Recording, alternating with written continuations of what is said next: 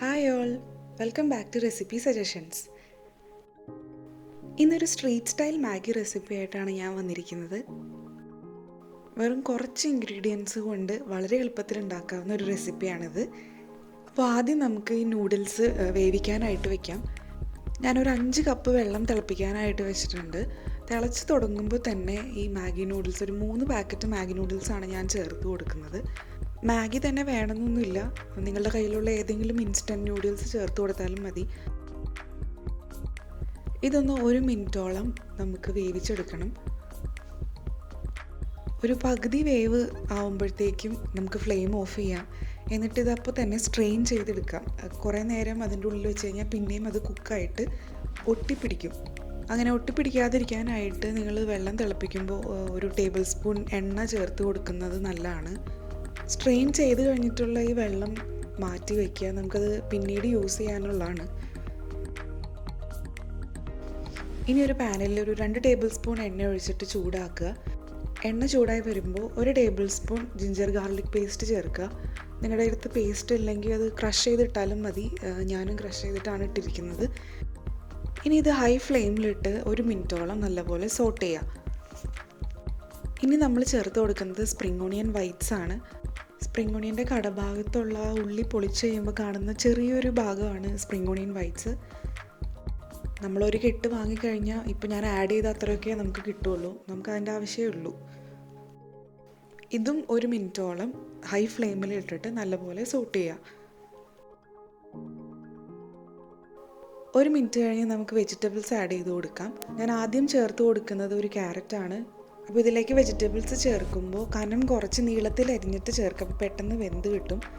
അതുപോലെ ചെറിയൊരു കഷ്ണം ക്യാബേജും കൂടെ ഇതുപോലെ നീളത്തിൽ അരിഞ്ഞ് ഞാൻ ഇട്ട് കൊടുത്തിട്ടുണ്ട്. ഇനി ക്യാപ്സിക്കം ആണ് ഞാൻ ചേർത്ത് കൊടുക്കുന്നത്. ഇനി ഇതും 1 മിനിറ്റ് നല്ല ഹൈ ഫ്ലെയിമിൽ ഇട്ടിട്ട് സോട്ട് ചെയ്തെടുക്കുക. ഹൈ ഫ്ലെയിമിൽ ഇടുമ്പോൾ അടി പിടിക്കാതെ സൂക്ഷിക്കണം.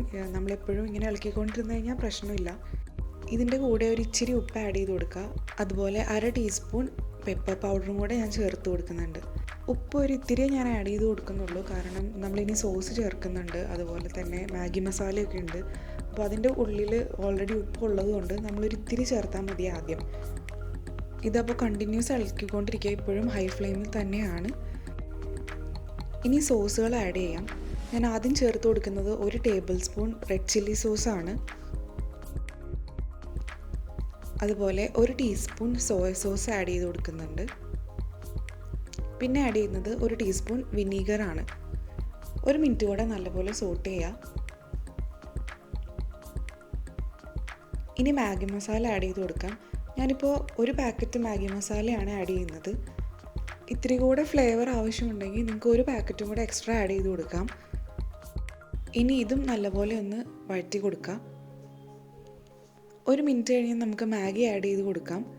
ഞാൻ 2 ബാച്ചായിട്ടാണ് ചേർത്ത് കൊടുക്കുന്നത്. ആദ്യം നമ്മളൊരു പകുതി ആഡ് ചെയ്ത് കൊടുക്കുക.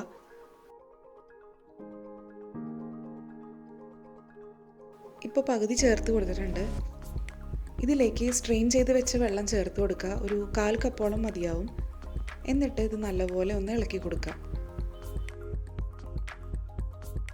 ഒരു ഫോർക്ക് വെച്ചിട്ട് വീഡിയോയിൽ കാണുന്നത് പോലെ ചെയ്ത് കൊടുത്താൽ മതി. ഈ കുക്ക് ചെയ്ത മാഗി ഒരിക്കലും ഉടഞ്ഞു പോകരുത്, അതുപോലെ വേണം ഇളക്കി കൊടുക്കാൻ. ഇനി ബാക്കി വെച്ചിരുന്ന നൂഡിൽസും കൂടെ ചേർത്ത് കൊടുക്കാം. ഇതും നേരത്തെ ചെയ്തതുപോലെ ഫോർക്ക് വെച്ചിട്ട് ഇതുപോലെ ഇളക്കി കൊടുക്കുക. പെട്ടെന്ന് ഇളക്കാൻ പറ്റുന്നുണ്ടെങ്കിൽ നിങ്ങൾ ഹൈ ഫ്ലെയിമിൽ തന്നെ വെക്കുക, ഇല്ലെങ്കിൽ ലോ ഫ്ലെയിം ആക്കിയിട്ട് ചെയ്യുക. മാഗി ഓൾറെഡി കുക്ക്ഡ് ആയതുകൊണ്ട് അടി പിടിക്കാനുള്ള ചാൻസ് കൂടുതലാണ്.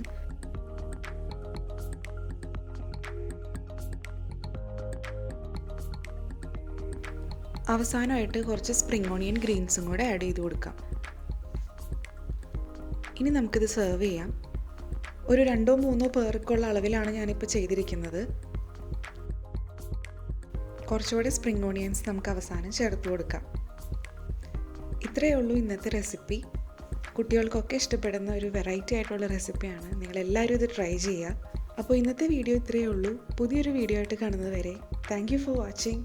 Take care and bye-bye.